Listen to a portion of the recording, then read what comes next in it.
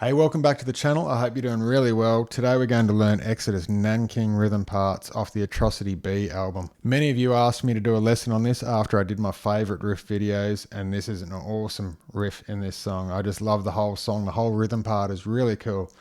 Tuning for it is a whole step down in D, G, F, C, A, D, I believe. That's correct, yep.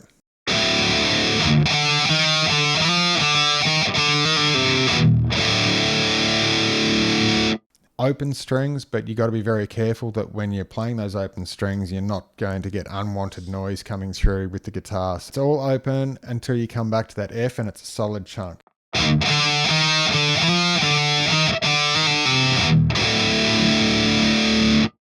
it really helps having a chunky, aggressive tone on tap with this. And actually for my signal chain, I'm using the Alexi LTD 600 with active EMG pickups, where I'm going into a Focusrite Claret 2 pre into my Mac, where I've got Logic running, Logic Pro X, where I'm running STL ToneHub. And this is a really powerful engine, and I relate it similar to that of a Kemper Profiler.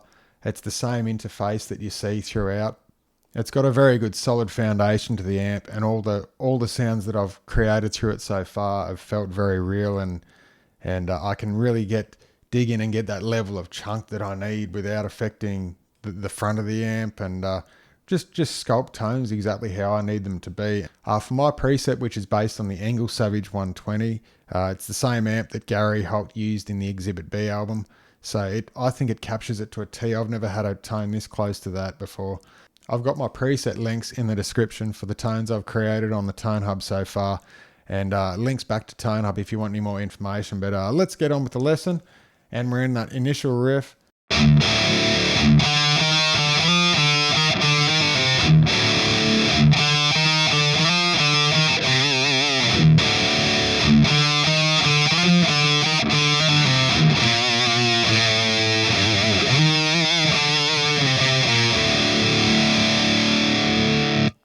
The second time that riff is played through, it's a little tiny bit of a change. Instead of hanging on that D,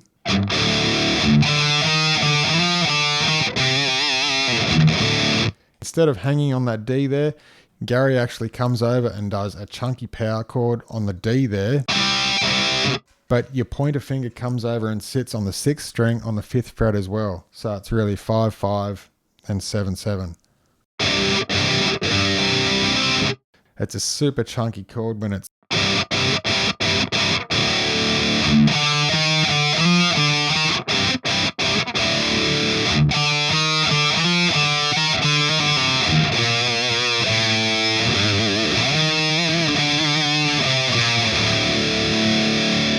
something that helps to make these riffs jump out is just not just playing the notes and going through the motions, but really get a feel and wobble the notes and bend them and slur them and do like a Dimebag Darrell approach. And it gives it just that bit more attitude that makes you know what you're doing, and it's like adds to the confidence of the song and the riff.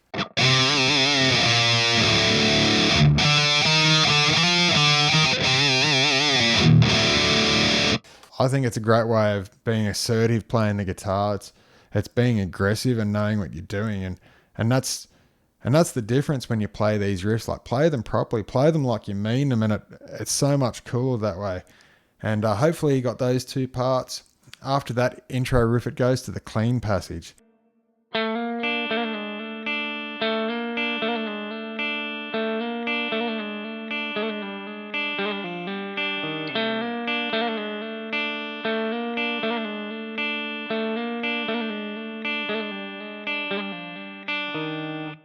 It's got a real Asian sound to that riff, and it all sounds straight ahead and straightforward, apart from that last little bit before the riff finishes.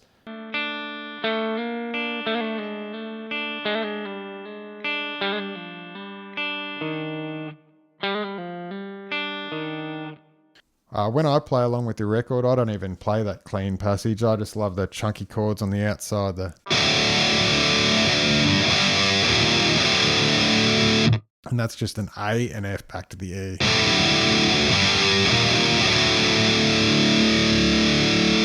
Then it has a change and Gary just accompanies it.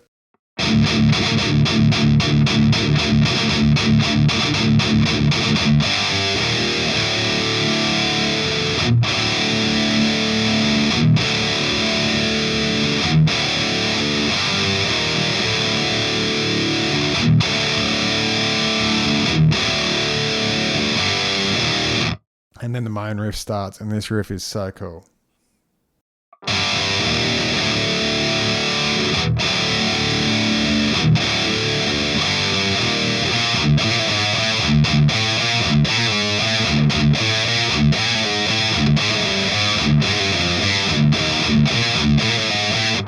Right, so what I'm doing there, nice and slow, it's a hammer on pull-offs, and it's not hard. You just have to be very conscious of your right hand with this, because you've got a real aggressive tone. You don't want any of those unwanted notes to pop out.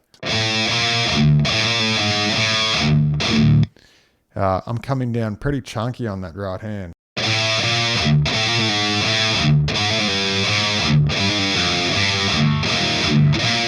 Hopefully you can follow what I've just done there, but if you're finding it a little bit confusing, we'll just do that last part.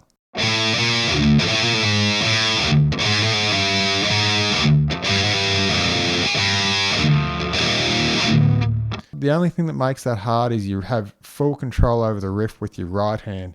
The left hand isn't doing a lot, it's the right hand that's... because you're letting that open A ring out, and you've actually got to like come down on that E as well.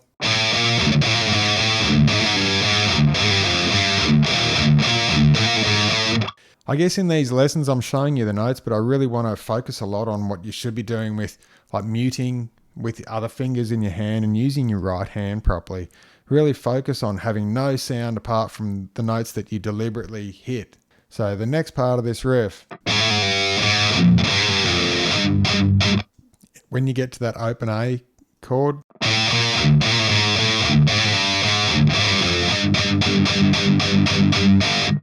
then the actual verse starts. Super cool riff in the verse as well. You're not disappointed.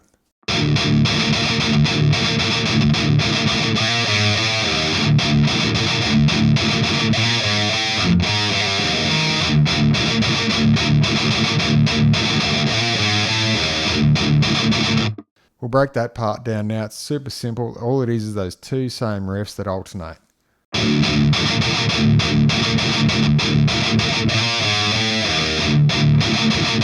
That is just...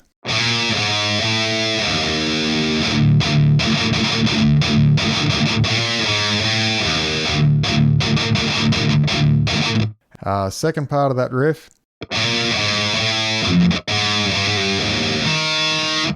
This is actually a little tiny bit trickier. You got to keep it tight. That's what's hard about this riff.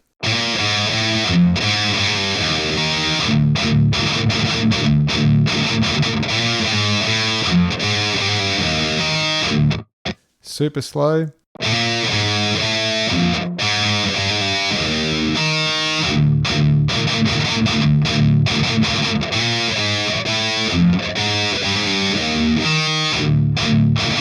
And that same riff just cycles through back and forth, the same two riffs.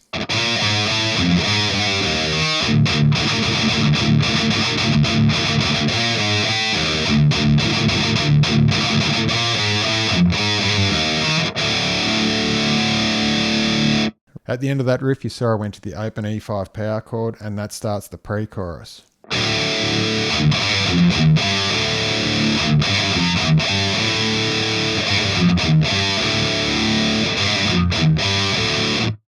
Straight after that hammer and pull off that's open, you've got to mute all those strings and quickly cancel into 3rd fret on the G there. And it kills all those other strings. You don't let them ring.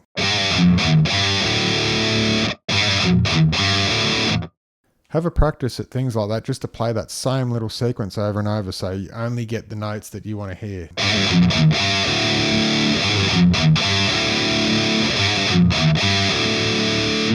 That riff's done a few times and then it goes into.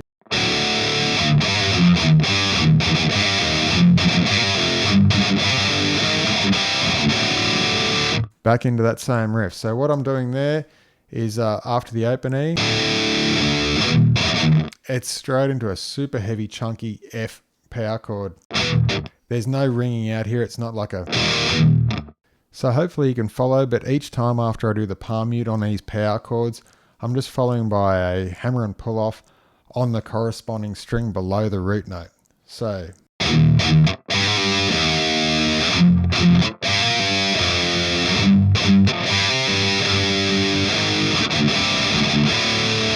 And those next chords, just to tail it off there, is to a B flat right there into that same D A chord. That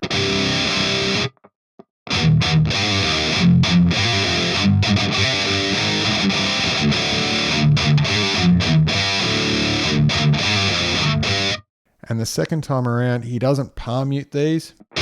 It's just played the same chords, the same structure, but you just don't palm mute it as much.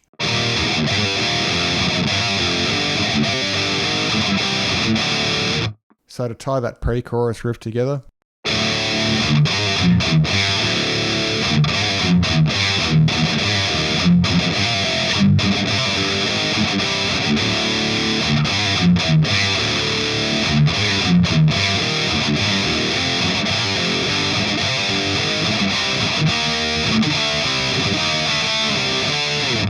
so that naturally ties us now to the chorus. Straight after you get to that D chord, it goes up to the F on the A power chord. As you hit that chorus and you get to the F there, you can notice that between some of those notes you have a little bit of a... If you know what I mean, if you just follow when you need to add those E palm mutes between them.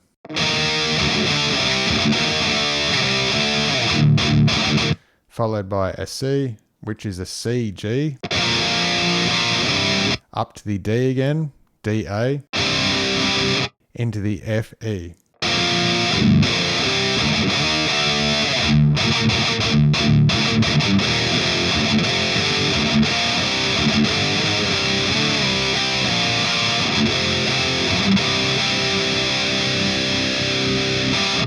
And you've got that. I'll just tie that whole chorus section together.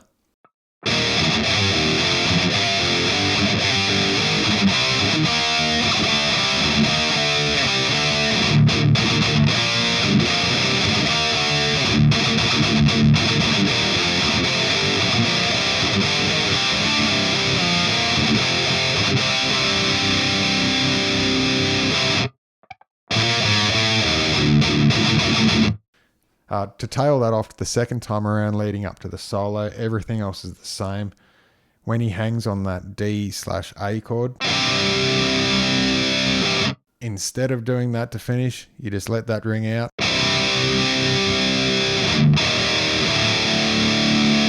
And that intro riff is played again.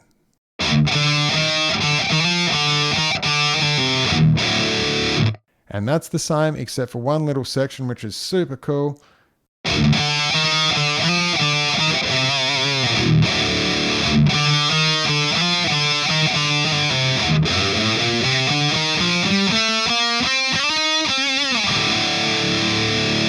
And that is a very cool part of the riff. After you do that hammer on pull off on the D and you come crushing down on that palm muted F, go straight up into a minor pentatonic on the A.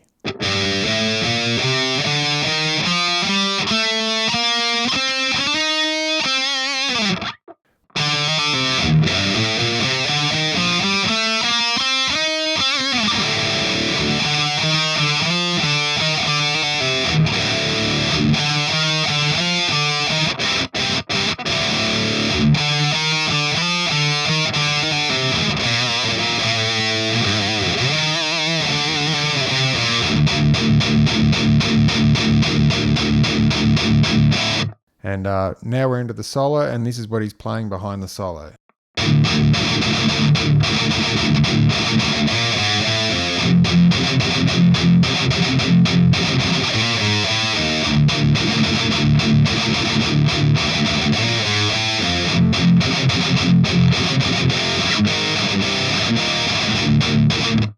And just to finish off each part of those riffs after 4 bars. So this is the second time around during the solo and how it finishes.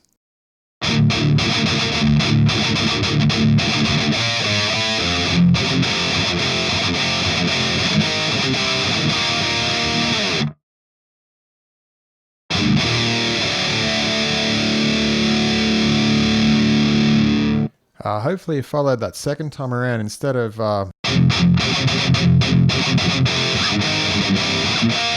he aggressively sort of lets the rhythm work on that G.